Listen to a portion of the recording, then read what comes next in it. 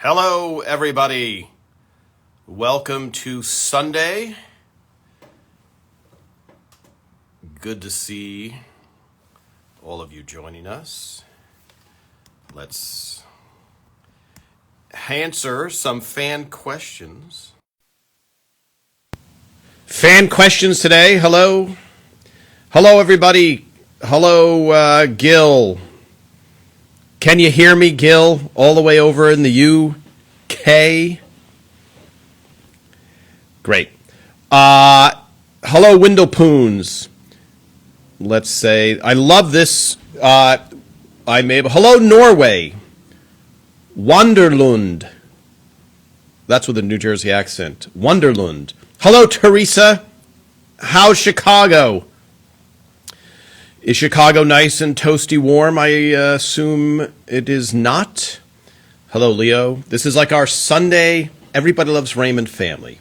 Hello, Ireland. Hello. Hello, Renee.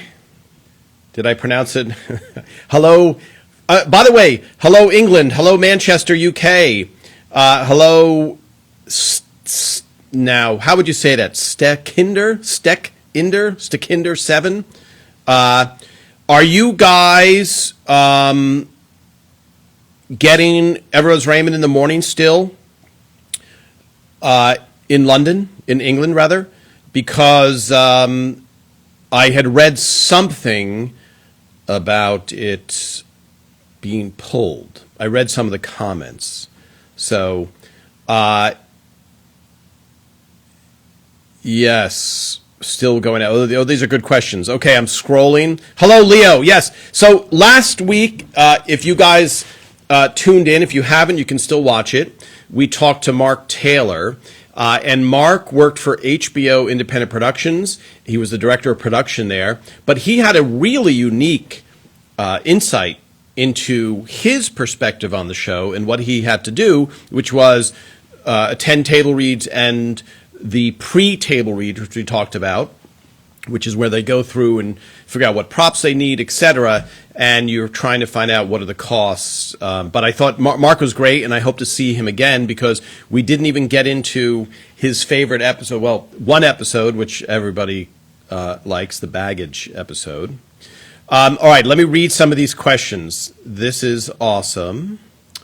Hello, Michelle from San Diego. How are you?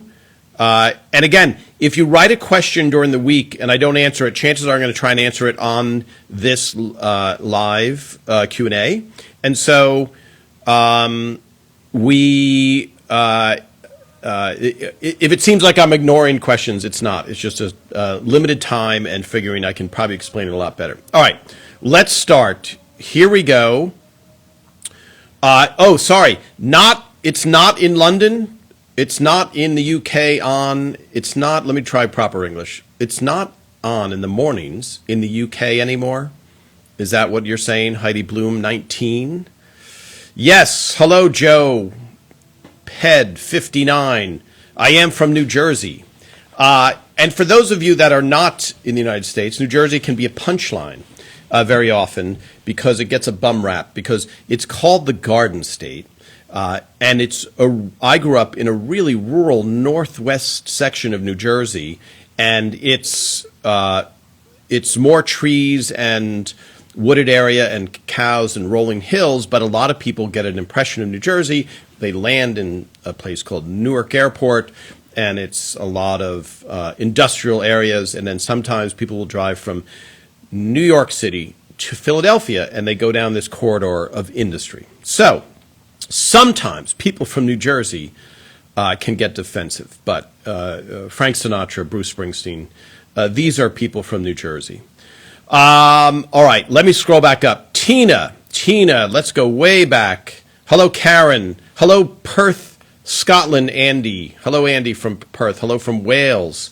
You get your Raymond every night on DVD, season 8 disc next. Very good, very good. Is it key?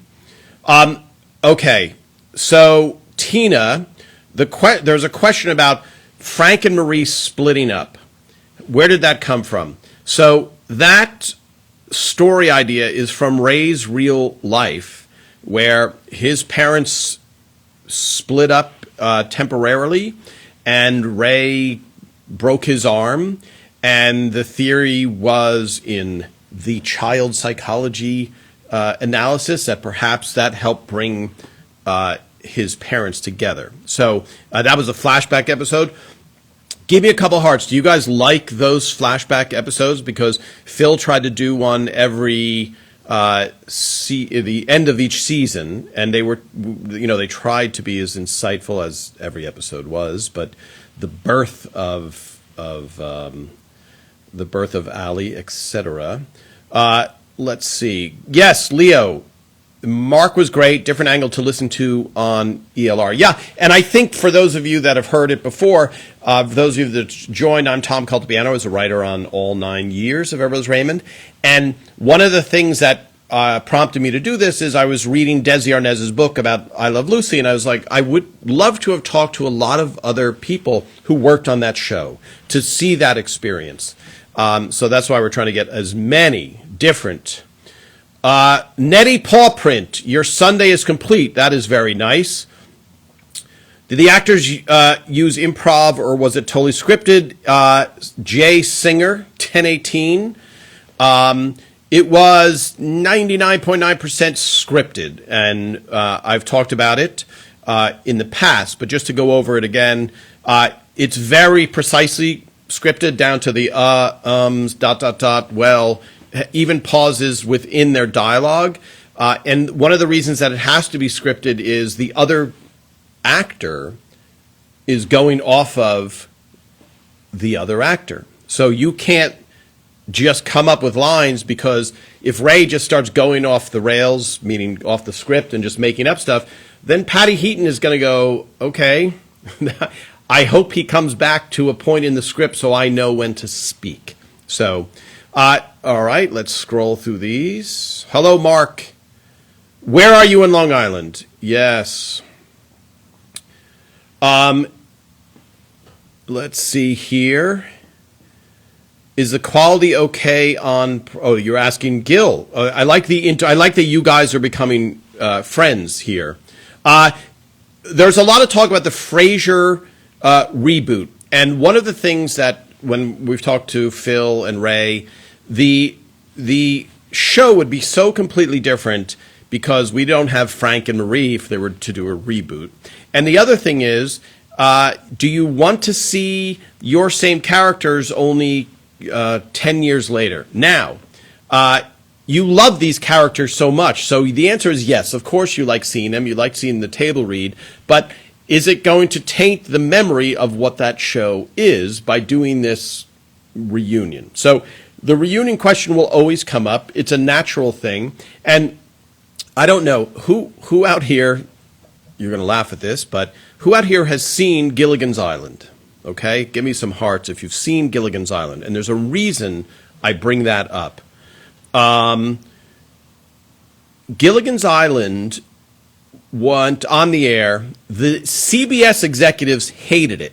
It was, I think, 1965, 66, 67. It ran for like 3 years. And the CBS executives hated it. It was created by a guy named Sherwood Schwartz. He also created The Brady Bunch. And before then, he had written for The Red Skelton Show. This is going way back.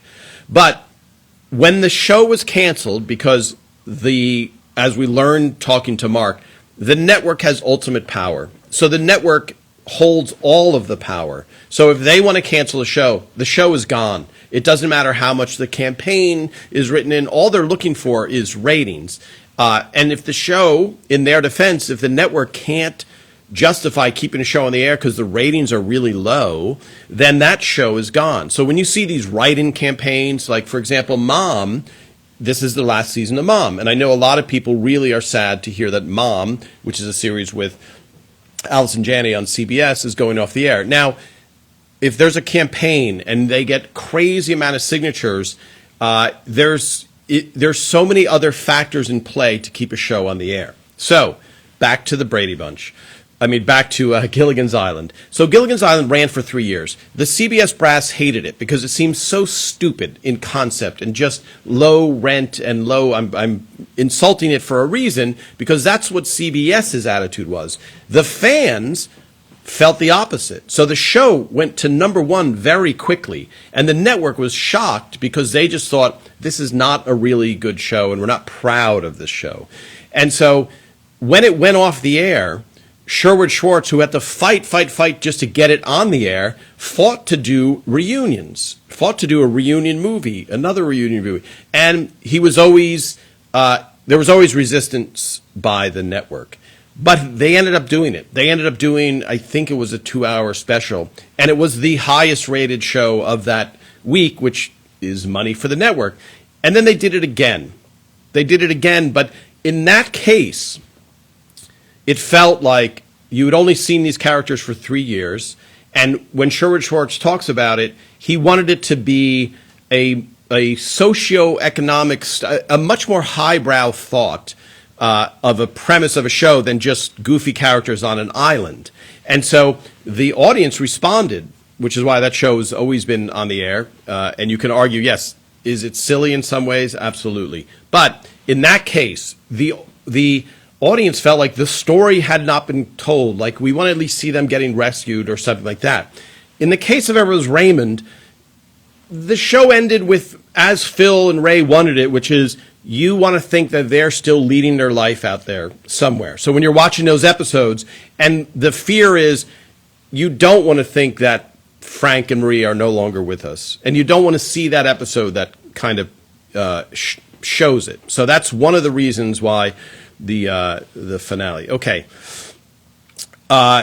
was told in the way it was, so we would leave them in the way that we hope they would always be.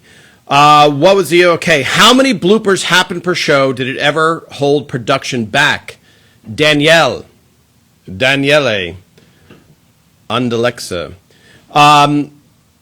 So the bloopers were not planned. The bloopers were people making mistakes, actors making mistakes during filming. So when you go on YouTube, which if you guys want to laugh, go on YouTube and watch the outtakes of Everett Raymond. When you watch them, it's usually an actor forgetting their line, and it does hold up production. Anytime somebody misses a line, it holds up production. So by hold up production, I mean the scene is going, you have momentum, and then all of a sudden someone forgets their line. And it may come to them, or they may go, and we talked to Elizabeth Herring, who was on here, who's a dialogue coach. They might say line, and then Elizabeth Herring runs in with the script, and she whispers the line to the actor so the audience doesn't hear it. So anytime that happens, that slows down production. Now, if you have 20 of those in a night, it really kills the momentum.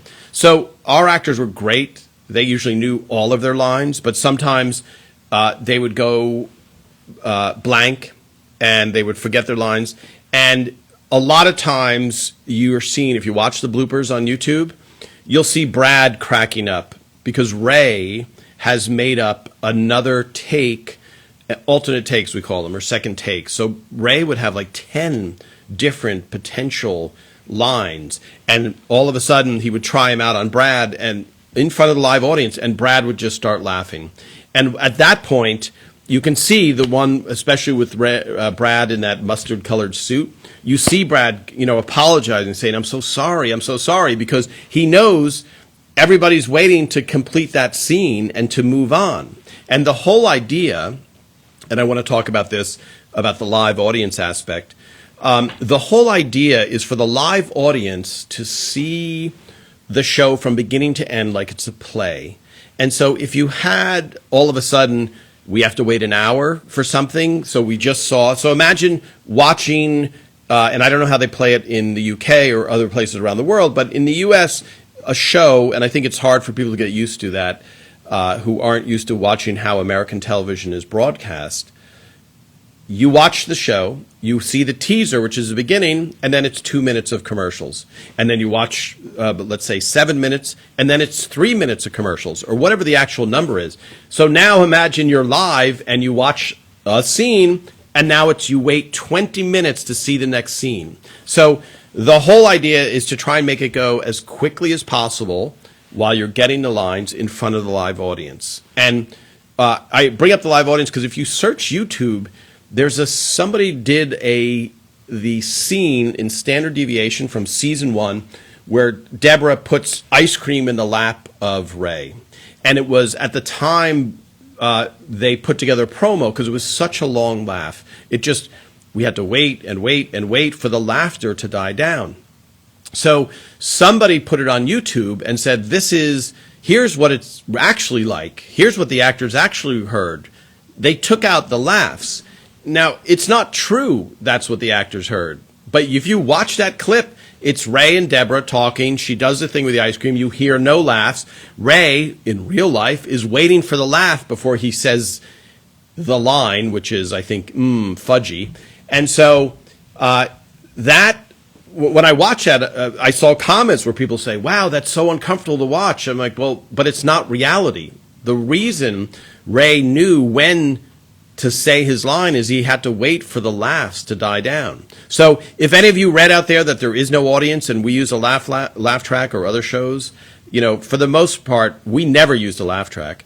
The only time you would use a quote-unquote laugh track is, for us at least, is if we had to do something called a pickup where we didn't get a scene and the audience left and someone's like, hey, we just need this one little piece.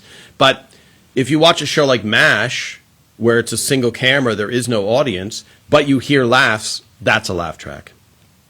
Okay, Peacock is still not available outside the U.S. That's an unhappy face. I have to look around the glare. Prana V Snap. Boy, that doesn't sound like... okay, Angel, hello, Windlepoons. Yes. Whose idea was it for Robert to call Ray Cubby? I think that was Brad Garrett, but I'm not 100% sure. We'll add, because Ray... that might have been scripted, and for some reason... Brad Garrett, here's a secret that I don't think you'll ever hear anywhere else unless you're eavesdropping on a private conversation between Ray and Brad Garrett. For some reason, I don't know why, and I've asked Ray why, and he doesn't know why. I've never asked Brad why. I'll ask him next time I see him. But Brad very often calls Ray in real-life conversation Ruby. I don't know why. Ruby. R-U-B-Y. Brad calls Ray Ruby. Boy, you'll win a trivia, but no one would even know that to ask that trivia. Hello, Brad. Michael, do you still watch ELR today? Yeah, when it comes on, I watch it. Or if I'm going to talk about an episode, I'll rewatch it. I watch it on Amazon Prime, or I'll just try and watch it on YouTube quickly. Christy, not Christy. Christy, you've spent your life fighting the Christie. That is Ray's assistant's name, Christy, and you spell it with a K. Christy with a K. Who came up with the idea of Marie saying, I don't like that, Raymond, whenever they say something slightly off color, is one of my favorite comments whenever she would do that. Yeah, well, I think I would have to look back. When did that first appear in a script? But it seems like it's a very common thing where your mother would call you by your full name. But I love that. Yes, that's a great moment for pointing that out. Chesridwan, you bought ELR from Amazon Prime all seasons. Oh, I wonder if they play the length of those episodes, because in syndication, because it's shorter in syndication than it is in the first run of the show, The show, when it's first broadcast, I think is 22 minutes and 45 seconds to the second, something like that. In syndication, they have to cut out two minutes. So a lot of people are surprised when they see it on some of these services because all of a sudden they're like, I don't remember this little scene. Burn Moliso. Is that right? That seems like Burn Meliso. Burn Meliso. All right. Give me some hearts. I don't know how far because I'm scrolling up. You live in Northwest New Jersey now also. Blairstown, New Jersey. Yes, I know Blairstown well. Yes, I was born in Paterson. So for those from New Jersey watching, it's interesting to me and the people from New Jersey. Blairstown, yes. Head out Route 80 and take a right. It's on Comedy Extra every night in the UK, about 4 or 5 episodes in a row. I think it was a season 7 we are up to now, Spencer the Brat and The Fly Eater. By the way, if you guys are fans, who is a fan of Curb Your Enthusiasm? If you know Curb Your Enthusiasm, I don't know if that's universally, because some people, that's a show with Larry David, but Larry David's wife in the show, Cheryl Hines, is in that episode of Spencer the Brat Kid, and also a comedian, stand-up comedian who knew Ray, Craig Anton. Let's see, Bertha Valley is one of your favorite ones next to Golfing for Mom. Okay, great. Katzenjammer. Nice. Ray's pets' names when he comes home, were they scripted or made up on the spot? So is it Mikey Lee? Mikey Lee. So Ray's names, hey, Puddle Pants, hey, he would come in. Ray would write those. So we would write one in the script. We'd write one fun name, but Ray just would come up with those names. And especially if it was an episode that Ray wrote, he would really front load it because he knew that he's going to do 2 takes. So when Ray comes in the front door, he knows that every show night he's going to do 2 takes. And they can always edit them out and use whatever one they want to use, so you're not really tied to anything. Meaning, Ray comes in, he can say 20 different ones, and it doesn't affect the scene in any way. He could have just said, hi, Deborah, which would have been boring, but so Ray really cut loose and came up with as many funny names as he possibly could. Flashback, you love them, especially how they ended up living across the street from Ray's parents. Yes, Pranav Snap. That's Why Are We Here? Ray and I wrote that, season 1, Why Are We Here? The best part of that is knowing in hindsight how much Marie gets on Deborah's nerves, and then Deborah is convinced that this is perfect for them. And I think I may have mentioned it, that map that they show, it's like a radius map. And so for those of you that don't know the tri-state area, which is New York, New Jersey, Connecticut, you generally, if you just had a map of New Jersey, it would be, here's New Jersey, and then it goes out this way and up this way. And you also spend time going here and here, but you'd have to need 2 other maps. So there's a radius map that used to be published. This is a long time ago, clearly, because you don't use maps, paper maps anymore. But it was a radius map, so it shows these concentric lines of 20 miles from Manhattan, 40 miles, whatever those were. And I used to have that in my car when I would be doing stand-up gigs. Ray and I, you'd be driving, and you're like, okay, break out the map. And so we use that in the episode where Ray's describing it's too far, it's close enough for sauce, but too close enough that it's not an overnight visit, something like that. Yes, thank you, Byrne, lives near Blairstown. Are you in Blairstown or near Blairstown? Bertha Valley was in yesterday, Down Under, so lovely. Mary, and Down Under, as we know, is code for Australia. ELR, hello, Poe. Yes, Nettie. When Ray slipped through the door, no way that was scripted. When Ray slipped through the door, which episode is that? XRS 54. Do I know there's a direct link between ELR and It's a Wonderful Life? What is it, Joe? Is Frank based on any particular person, or was he completely made up for just the show? Frank is made up, is really based on Ray's father. Ray's father, if you watch the pilot, Ray's father change the outgoing message of Ray's wife in real life. Ray's father would smell the heads of the twin sons and say, I'm sucking in that youth. I'm sucking in that youth. And I would say Ray's mother is a little bit more based on Phil's mother in real life. But as we've said, a lot of times the shows get filled out by the writer's experience. So the overall vibe of Ray's father is definitely Ray's real life father. And for example, if you watch the pilot, the Fruit of the Month Club, that happened to Phil in real life, and he gave that speech at his brother's wedding, detailing what happened when he gave them fruit and they acted like it was terrible. Yes, Byrne, wouldn't be the same without Frank and Marie. Okay. King of Queens is doing a table reading next week, I think. Yes, you are correct. Michelle, is it Michelle Figgins? Yes. And just since we're talking about that, since you mentioned King of Queens, King of Queens was not a spin-off of Everett Raymond.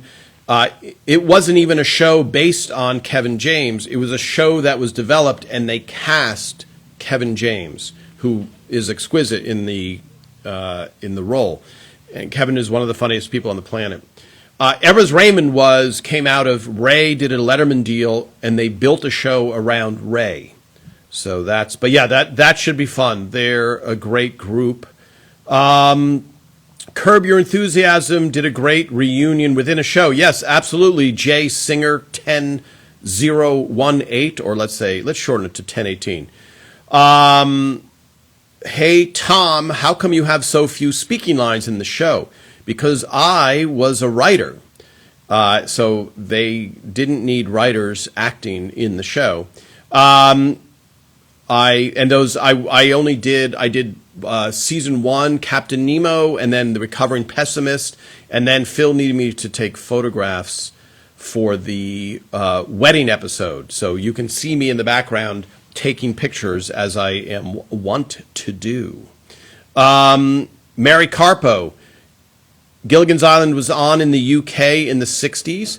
By the way, there was the Phil Silver Show. I read that it was a big hit recently, like within the last 10 years in the UK. Maybe someone in the UK can give me some hearts if the Phil Silver Show, because the Phil Silver Show is not, it's a very funny show, but it's not on here. Watching a lot of, Leo. Hello, Leo in Toronto.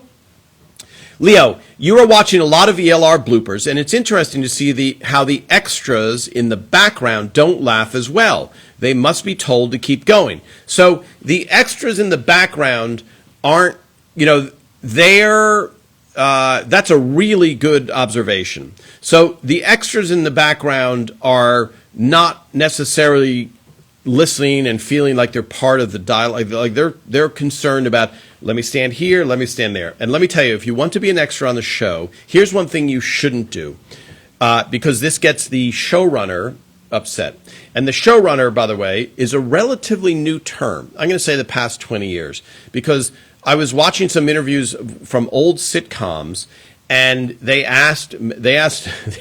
were talking to Marianne from Gilligan, from Gilligan's Island, and they said, so was Sherwood Schwartz the showrunner? And she said, I don't know what you mean. So that term did not exist. And the first time I heard showrunner, I was like, does that person get the coffee? It's weird, showrunner. Anyway, that's the head of the show. What you don't want to do as an extra is you're in a background. Let's say there's Everett Raymond, there's a basketball scene, or there's a t-ball scene or something like that, or there's a party scene in the living room, even more. The temptation as an extra is to be like, okay, this is my big shot right now. Let me just lean behind Ray and kind of act a little bit. Because the showrunner, the first time they're watching, and sometimes the extras will wait until show night, and they'll be like, you know what, I'm going to make a big thing. And Phil would be going, you have to move that person from the bleachers. They're just too distracting. Like, what are they doing? They're making faces. So the people in the background, one of the reasons they don't laugh is they want to be in the background. And so a lot of times, hello, Barbara, in Long Island. Why didn't they? So I hope that answers the question, Leo. They may be worried about upstaging is the term. Why didn't they do a? So here's a question from Katzenjammer. Where are you, Katzenjammer? Why didn't they do a spin-off with Robert and Amy? Okay, so that is also another excellent question. So if you watched the last time or one of the times that Phil was on the show, and again, you can go back and watch any of the times when I was talking to Brad Garrett and Ray dropped in. You can just scroll back and you'll see them. Phil did try and pitch a spin-off with Robert and Amy, like he wanted to. All the writers were ready. Everybody was ready to do it. But the feedback he was getting is that Robert and Amy, I'll do a drum roll for this, were too old. And so they wanted, and this gets into, I think it's been clear if you've been watching this, you're constantly fighting for survival on a show. You constantly want your ratings to be high. And the coveted demographic is 18 to 49, I want to say. The younger because for some reason, advertisers like that demographic, thinking they're going to spend a lot more money. And so even though Robert and Amy seem relatively young, especially to many of you who are watching now, they weren't excited and jumping up and down about it. So that's one of the reasons. Love watching. Okay, so many reunions or reboots of other episodes and weren't true to the original. Yeah, so Randy Patton, you're saying so many reunions or reboots of other beloved series were ill-conceived and weren't true to original series. I'm very curious what ones those are. I agree with you. I know that a lot of people are disappointed in them. And it's different, I think, it's very different if the reunion is 2 years later, or 3 years later. Which reminds me, the picture that I put up. So for those of you, I put up a picture of Patty Heaton's son shaking the hands of Peter Boyle. And Peter Boyle, a few people commented, Peter doesn't look well there. Well, Peter, he wasn't well. I mean, he ultimately died of something called multiple myeloma, which is a cancer. And so he was frail towards the end of the show. And so we all saw it. We didn't know officially that anything was wrong with him, but you could tell that he was tired. So let's see. Hello Trish. Hello cousin Trish and Bart. Hello, how are you? I'm glad you are watching. I hope it's warm if you're in Florida. Hi, Tom. It's Zoe. What was the hardest episode to make? The episode, physically, the car through the house is a challenge because when they put the car through the house, when the car backed up through the house and destroyed the wall, they had to rebuild that wall while the audience was sitting there watching. So that, as far as like a technical aspect, that was really hard to pull off. From a writing standpoint, it's, the one where Ray and Brad are going to, Ray and Robert are going to golf for their mother. That was a tough one just to write because, believe it or not, it's all, it sounds the opposite of what you think, but it all takes place in the car. So it's really just pure writing. Yes, let's see. Bobby, was stage 5 kept at a cold temperature? No, not like if you went to Letterman's show. So David Letterman was in the old Ed Sullivan Theater, where I went very often. Every time Ray would appear, I would generally go there. That was like a meat locker. That was freezing. And Letterman's theory, I think, was just that you can't be funny in a hot temperature. But in the stage 5, it wasn't the case. And also, it would get really hot in the Valley. It's much easier in New York City. It would get obviously hot in New York City in the summer. But in the Valley, where we shot Everett Raymond at Warner Brothers Studios, it would get really hot. And there was sometimes when we were hot on stage, and when you're shooting the show, you can't have the air conditioning on. So if you, and I'll dig up this footage I have, when you're there, you would hear, when you're there for a live show, you're in the audience, and you would hear, bzzz, everything would go dead. One thing would kill everything electrical. So the air conditioning would stop. The soundstage was as silent as could be. And then when the director would yell, cut, you would hear bzz, bzz, two buzz, and then all of a sudden the stage would come alive again with air conditioning. And there were a few shows where you're like, oh, please let the air conditioning come back on again. Is it CLKDTM720? Did David Letterman have any creative control on the show? Interesting, great question. Letterman is responsible, 100% responsible for the show happening, and he had zero creative input into the show in that he had people, quote unquote, covering the show, meaning he had employees of Worldwide Pants watching the show, and they would give feedback. So did Letterman, as far as I know, I don't know that Letterman ever watched the table reads and said, maybe if Marie did this or this. I don't know that ever happened. I'd be very surprised if that ever happened. The initial table reads of Everett Raymond were beamed by satellite to Letterman's office in New York. And every table read for, I think, the first year were beamed back to his office in New York. Now, I don't know if Letterman was on the other end of that. There were only 4 core people in that company, and he did have Worldwide Pants people coming out. So he had the potential to have creative control. Creative input, not necessarily control. But he, just like Mark, who we talked last week, who was Independent Productions, he was a producer of the show. But there was, in that relationship, Worldwide Pants, Letterman's company, did not give a lot of, overt notes, I would say. I'll talk more when we talk to someone from Worldwide Pants. Let's see. Yes, 100%. Peacock has scenes I've never seen before, and it's great. Oh, that's awesome to know. Hello, New Jersey. Okay, we're Stan and Lee named after Stan Lee. Gil, great question. Great question, and the answer is no. Phil's parents, I know they had a friend, Lee, and I'm pretty sure Stan, I think those were Phil Rosenthal's real parents' friends. What you're missing, yes. Did the location of the front door change from earlier seasons to later? I don't think so. No, I don't think. No, I'm remembering Turkey or Fish with Phil Leeds. Why do you ask that, Jay Geary Jr.? Jay Geary Jr. The set changed a little bit, but not the actual location of the door.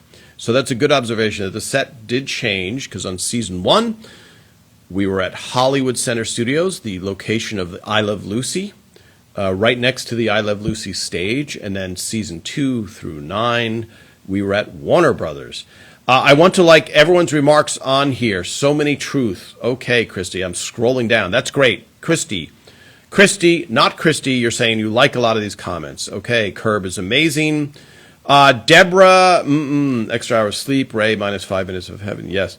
That's happening with me watching Andy Griffith Show on DVD after watching in syndication. Randy, you're saying you're seeing more scenes on the Andy Griffith Show. Great.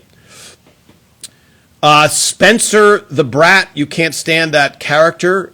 That's from DW, yes. DW, you had a question I remember during the week, but I don't remember what it was. But job well done if you hated the Brat, because we all hated that little brat, deliberately so, written that way. Where's the canister? Lion. Excellent question. My guess is the canister from the canister episode, that yellow canister, which I think they had at least 3 of. I'll ask Rhonda, our props person. I don't know, but that's a great prop to have. My guess is Donna Stamps might have it. Donna Stamps did set decorating. By the way, I put up a picture of Donna Stamps. She's sitting in her office, and a lot of comments about how messy her office was, which I thought was interesting because her whole job was to have a ton of stuff around her that fitted the whole set. So if she had a neat office, I think she would not be doing her job. Let me see. From Araya's dad. So is that how you say her name? Rose Raymond was a huge part of my life, and I couldn't imagine life without it. It brought so much joy to my life and still does. I watch every night. That's a nice comment. Great. Hey, Fat Legs. Yes, a good one. Never get tired. Mom and Allison Janney is my favorite show on the air. I should talk to Allison Janney here as a guest to see what her experience is like compared to what our experience is like. Yes, sad to see that show ends. Okay, scrolling down. Yes, the map scene. Christy, you remember the map scene? That's good that I remembered it. I'd love to see a spin-off with the Barone brothers and their wives. Yes, that would be an interesting show. Gina, is it Gina? K4574. The problem with that, the challenge, there's all these real world problems, which is Patty, I think, is she makes a ton of stuff, so she might be making a movie. Ray's doing a movie. Brad is doing. By the way, who saw Brad in that Subway commercial? How great was that? Brad for the Super Bowl plays a guy in this Subway sandwich wars. Brad Garrett did. ELR is like the old friend. I watch it every weeknight for years. Great. Sheffers #2.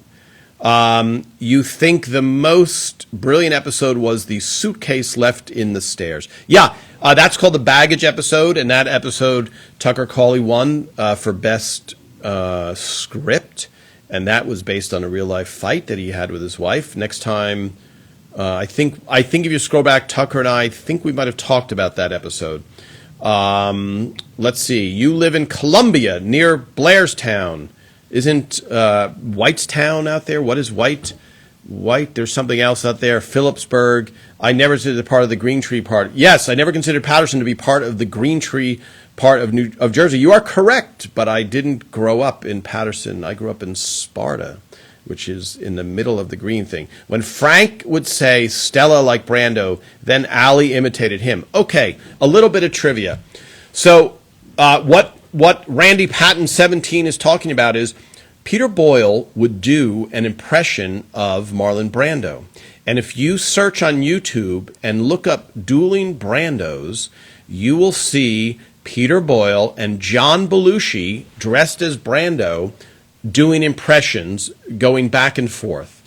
And one of the greatest stories, which I will tell in another episode, is Jeremy Stevens, who was the head writer of Saturday Night Live. He was a writer on Everest Raymond, but he was a head writer on Saturday Night Live during Eddie Murphy and Joe Piscopo. He taught Peter Boyle how to do that impression in the early 60s in an acting class. And remind me, I will tell that whole story on another episodes. Network executive table reads. Tom, hello, Leo. Yes, I know I've said hello to you, but why not for all of the people watching? Tom, can you comment on any episode that was drastically changed due to network execs at table reads attending? So here's one, Leo, that didn't really change from them attending, but if you remember the episode where Frank hands out condoms during Halloween. So that idea happened, I think that was a Steve Scrovan script. That was a season 1 idea, but I don't think that somebody will know when that episode was. I think it's either season 2 or 3. It might be 3. But it wasn't that we had a table read and the network said you can't do it, but that script was a little bit too racy for the show that was not a hit and not established to do. So that was pushed in that way. As far as the executives sitting there at a table read and giving notes and saying, hey, no, this is up, this is out, this is out, that just didn't happen because the executives also got the script ahead of time. So they would get it a few days ahead of time, and it was generally, Phil knew what he was doing with the show and Ray. So there's not going to be anything quote unquote bad in the episode where the networks are watching the table read and going, nope, this doesn't go. No, we have to. They were already aware of what's coming down the pike. In the same way that when they did the Italy episode, that was, I think, was that season 6? You guys can help me out. But that, the season 6, by that time the show was a giant hit and it was a matter of money. So if Phil in season 1 said, I want to take the whole show to Italy, they would go, oh, that's really great, Phil. So you pay for it and you can go to Italy. But meanwhile, you're number 83 in the ratings, so you're not going to Italy. But eventually that was able to happen. Who picked out Lorraine? Lorraine, is that your name? Lorraine Legged Jaeger, or Jaeger, if you're German? Who picked out the curtains for Deborah's kitchen? My guess is that would be Donna Stamps, who was the set decorator, I think. She ate a fly. Yes. There was a question I missed. I feel bad going back. Someone asked a question that I was going to answer, and I missed it. Operating Room, Joey's character on his TV show. How many extras have ambitions to be actors? That's a tough one for me to answer, but I think a lot of people want to act, and I know there are some giant stars who were extras if you search on YouTube also. Let me see. He should have married 19. He should have married Erica. Wasn't she 19? Yes. That's the Young Girl episode, which I wrote, which was based on a real-life story, which I was going to tell when I wrote it with Aaron Shore when Tucker joined, because Tucker Cawley had a really great thing. Leo, any thought of having one of the fans on live with you and asking questions or talk about ELR? That's a good idea. Now, we'll have to figure out who wants to be on. Now, here's the thing, Leo, that you guys don't necessarily see, but a lot of times you're taking a risk. You guys are such great fans, but what you don't see is me blocking people who are writing really terrible comments and inappropriate comments. So that's why sometimes I see distracted for a second. So it is a risk, Leo, but it sounds like you would like to be a guest, which would be great to have. Season 1 says Ray proposes on Valentine's Day. Later seasons he proposes through a newspaper. Oh, interesting, King Me. Yeah. And I mentioned this before, if somebody can find it, at some point Deborah, Patty Heaton goes into the mic during a blooper going, Tom, when you whisper into a mic, everybody can hear you. And I can't remember which one it is, but somebody will find it. Were any table reads filmed? Would love to see them. Yes, I filmed, I think, the Young Girl episode, and I will find that, Karen. Let's see. What was my favorite episode and which episode from that season? And which episode? Oh, favorite season. Sorry. What was my favorite season? That's so, that's a tough one. It's just so hard. I don't think I have a favorite season. It's, I think like season 5, 6. I'm trying to remember, was it the breakup? Well, the breakup tape I wrote, it's too hard to answer because they all blend. So there wasn't, you're also in the moment of making it and knowing all the struggles that are happening in that moment of making it. So I don't have the experience that fans do of like, let's see what's happening this season. Let's see what's happening this season. You're much more in the trenches of, okay, you're so involved in it that you don't see it, at least for me, and that's a great question for other writers. It's hard. It's a hard one to pick. But I know that I know that when we did the letter episode, which was season 2, I remember it was such a great scene. That's where Frank gets the letter that Deborah's written and he reads it out loud. Like, I remember that being a moment where I go, oh, this season we're really taking off, and that not knowing how good the show would become. Let's see. They added a window next to the door. Yes, they could. They could. Let's see. Garage door. Let me see. Wonderful episode with Ray and Deborah imitated Frank and Marie. Yes. Which Ray and Deborah imitated Randy Patton. There was a wonderful episode when Ray and Deborah imitated Frank and Marie. When Frank and Marie imitated Ray and Deborah, they were furious. Yes. That episode, Phil's real-life parents are in that episode. Phil's mother, who got the Fruit of the Month thing and really hated it. Patty, yes. I was thinking maybe I'll have Patty and her husband on together, because whenever I post a picture of Patty and her husband together, that gets a big response, and it's very hard when you're used to just seeing them, Ray and Deborah together, to all of a sudden see her with another man. Did an intern write the canister episode? No. An outside writer named David Regal wrote it. Now, there's some type of that was saved joyfully. So David Regal is a writer, and according to Writers Guild rules, so we when you write a network show, you have to join the Writers Guild, the Writers Union. I think every show, and I think it's a good idea, has to include what's known as 2 outside scripts. Outside scripts means the people in the room are not writing it. Now, the reality is, when you get an outside script, chances are we are going to rewrite it, not because of our egos or anything like that. It's just, it's so hard to capture the voices of the characters. So even for the writers on the show, sometimes, there's always a rewriting process, but sometimes it would not be, it would always be tweaked. So for an outside writer to capture something that we've been doing year after year is very hard. So David Regal wrote The Canister. That's a great question. I'm going to put up a picture of David Regal. I saw him in a restaurant before COVID. I wanted to have him on, but he's not on Instagram. Let's see. The moved in with, they also had the big spoon and fork. Yes. Shelley. Brush, yes. So that was a deliberate idea for that. So Shelley, did you ever notice the couple that Robert moved in with, they also had the big spoon and fork? So the idea for that episode, what Shelley is referring to, if it really is Shelley, if that's your real name, we want it to be the psychological replication of, we often repeat the same questions. It's like if you know somebody who dates the same type of guy all the time, or same type of woman all the time. So it was, if you're getting deep into psychology, you think, oh, you're working out something from your past, so of course Robert's going to land with the exact same type of people. So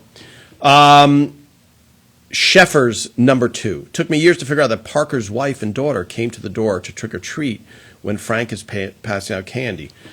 Parker's wife and daughter came to the door for trick or treat. What episode is that in? Did we ever get a lot of pressure from CBS to do a 10th or 11th season? Randy Patton, great question. Phil and Ray got a tremendous amount of pressure from CBS to do a 10th season.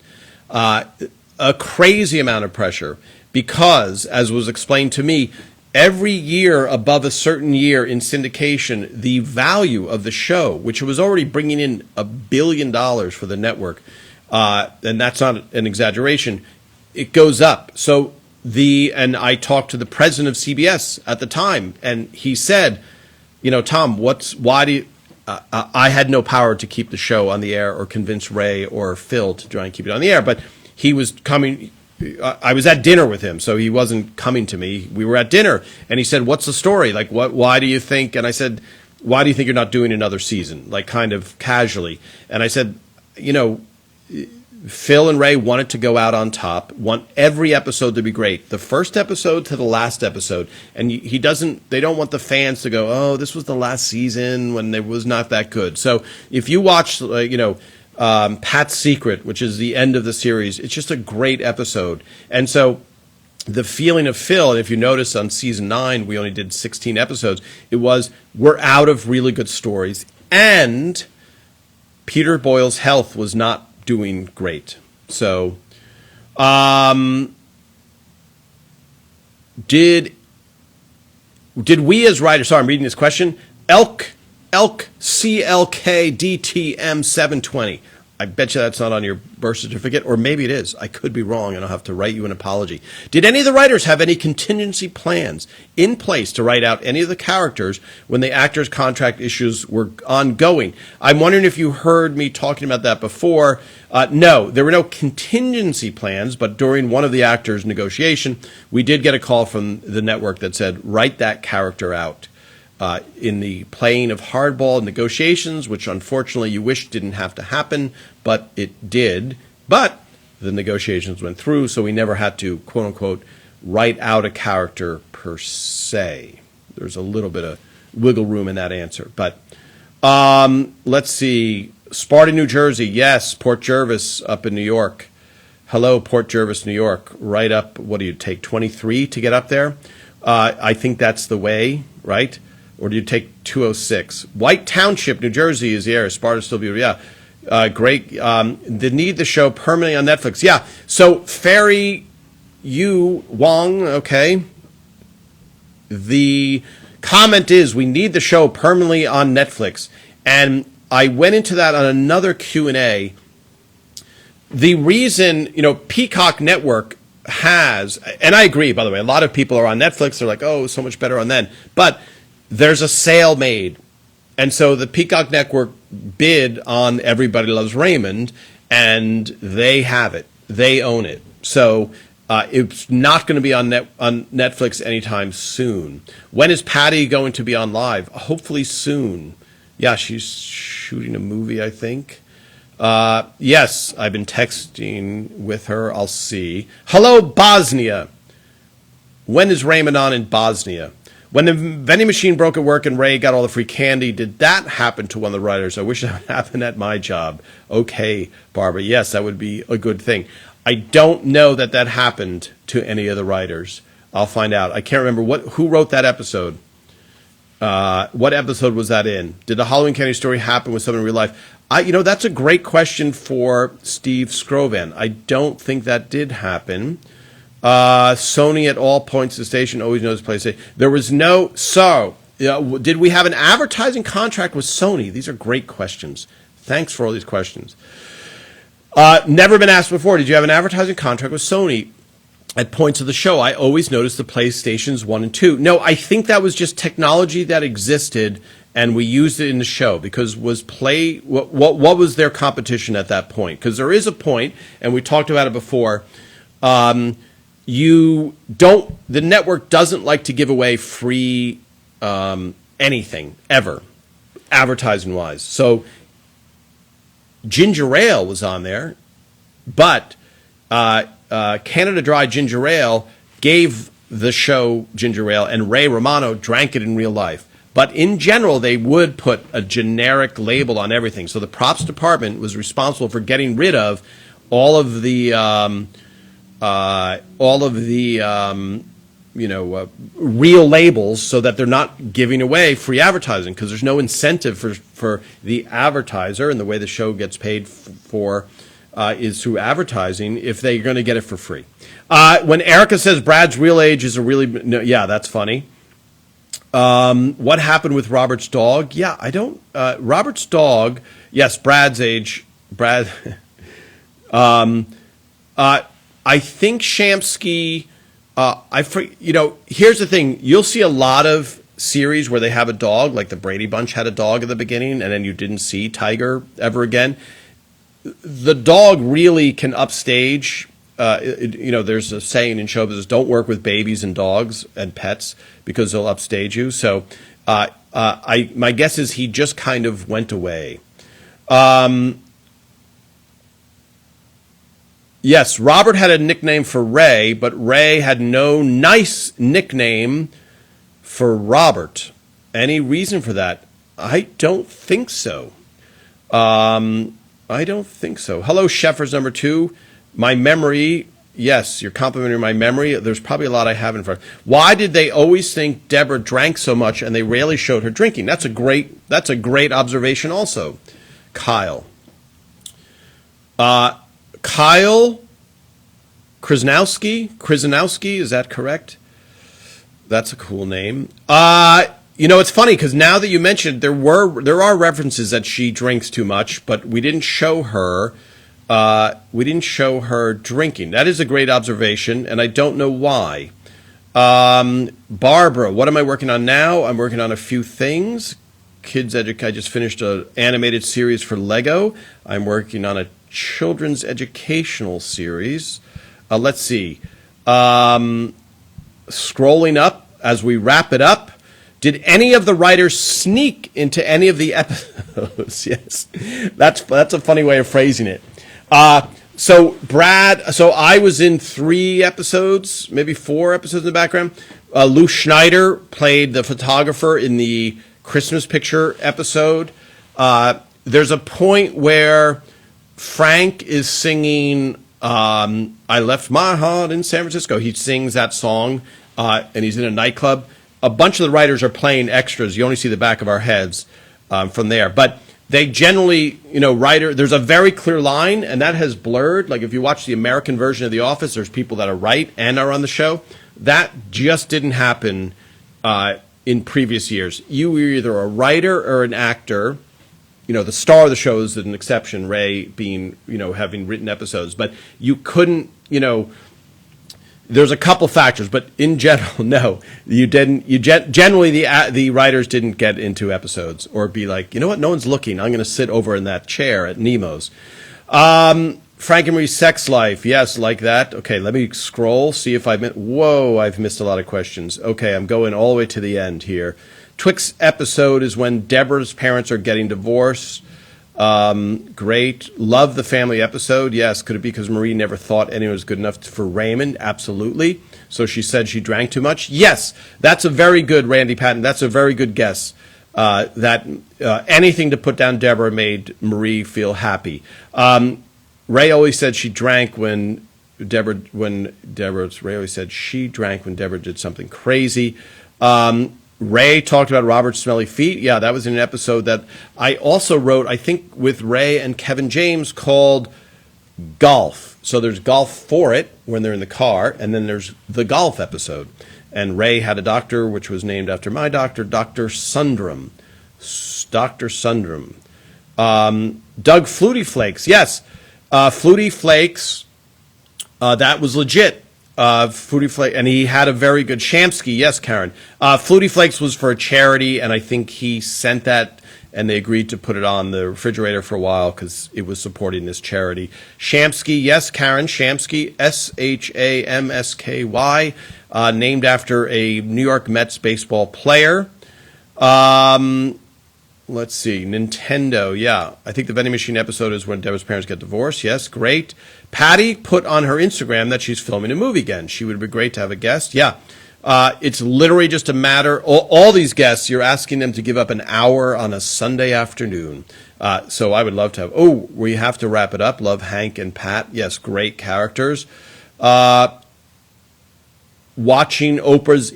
Who is Oprah interviewing? Pat's secret was hysterical because Pat seems so straight-laced, absolutely, and she was in real life. How do you see such sitcoms nowadays? As I've told you a few lives ago, you're a musician, and the music world gets more strange as more people don't buy music, so labels don't invest into new acts. Yeah, Angel Tarpov, is that correct? That's a really good industry-changing observation. The music industry is really tough because album sales, there is no such thing per se. You have Spotify and everything else. So that's a real paradigm shift in the industry. So with sitcoms, it's, the good thing about your music industry is if you're really good, I don't know what, I don't mean you personally, I mean the band or whatever you're trying to promote, you can reach the world. But the old days, it's a catch-22, the old days of the gatekeeper who would give you a record deal and put you on the map, that has changed so much. But the good thing is you can put your song up and people will listen to it. The question is, how do you make a living doing it? All right, final 2 questions. Yes, great. Really great questions this week, everybody. Yes, the Stipes, Leo. Was there an episode? Yes, that was the one I said. Yeah, let's see if we can have Parker and Patty on. He's acting like Frank. Yes. Okay, great. Wasn't the Girl Scout leader's daughter, Molly, actually Ray's real-life daughter? Yes, Byrne. That is right. Ali Romano played Molly. And we'll see if we can get Ali on and Ray's twins also, who want to come by and say hello. So, yeah, all right. Oh, look at these great questions. So, again, during the week, when you write if I don't write an answer, it means I'm going to answer it live.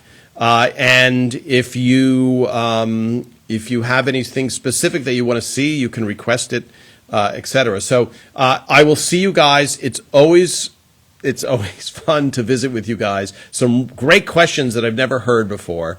Thanks again for watching, and I will see all of you guys next week.